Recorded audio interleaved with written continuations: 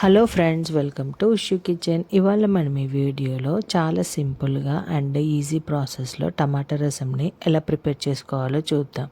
ఇది చాలా చాలా టేస్ట్గా ఉంటుందండి. చాలా ఈజీ, 10 మినిట్స్లోనే ఈ రెసిపీని ప్రిపేర్ చేసుకోవచ్చు.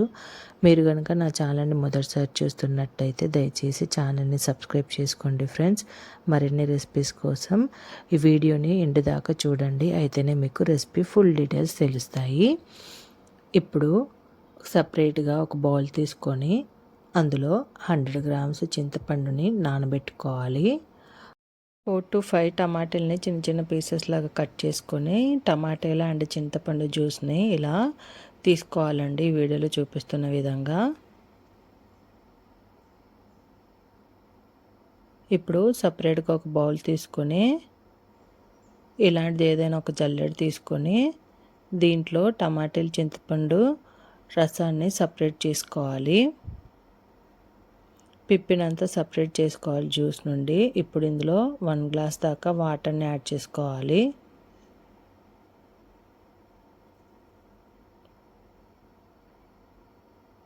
ఇందులో 1/2 స్పూన్ అంతా అల్లం వెల్లిపాయల పేస్టు, 1/2 స్పూన్ పసుపు, 1.5 స్పూన్ కారం,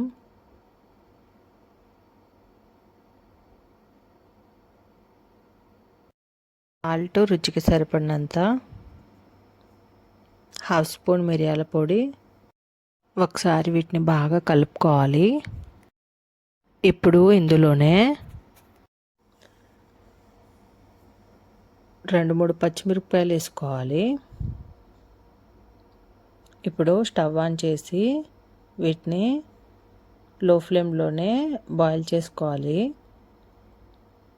ఒక 5 మినిట్స్ దాకా ఫ్లేమ్ని అడ్జస్ట్ చేసుకుంటూ బాయిల్ చేసుకోవాలండి.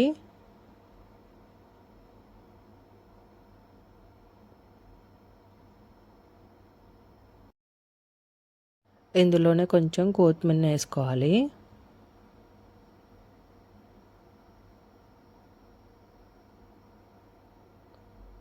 ఇప్పుడు ఇదంతా ఒకసారి కలుపుకున్న తర్వాత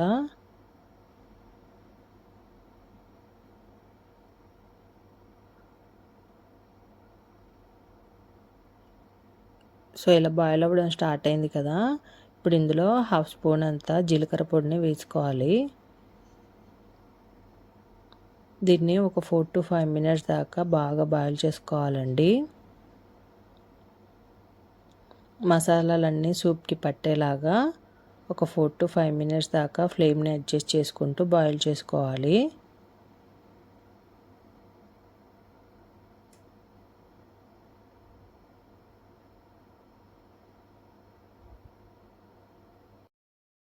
ఒకసారి ఇదంతా మంచిగా బాయిల్ అయిన తర్వాత దీంట్లోనే తాలింపు వేసుకోవాలి. తాలింపు వేసుకొని స్టవ్ ఆఫ్ చేసుకోవాలి. ఇప్పుడు స్టవ్ ఆఫ్ చేసి దీన్ని పూర్తిగా చల్లార్చుకోవాలండి. ఇలా చల్లారిపోయిన దాంట్లో మనం 2-3 ఉల్లిపాయలని కట్ చేసి వేసుకుంటే టమాటా చారు ప్రిపేర్ అయిపోయిందండి. ఇది చాలా చాలా బాగుంటుంది, చాలా టేస్ట్గా ఉంటుందండి.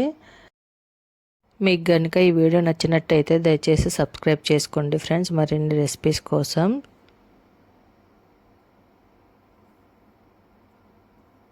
Thank you for watching.